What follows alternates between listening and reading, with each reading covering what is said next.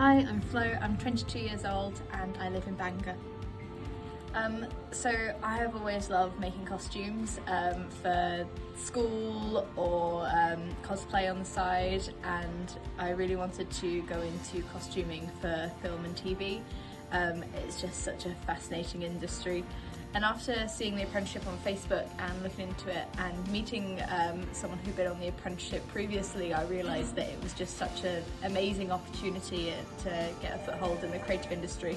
I used to work with donkeys and children, so it's a nice change of pace, but equally, nice and challenging and creative.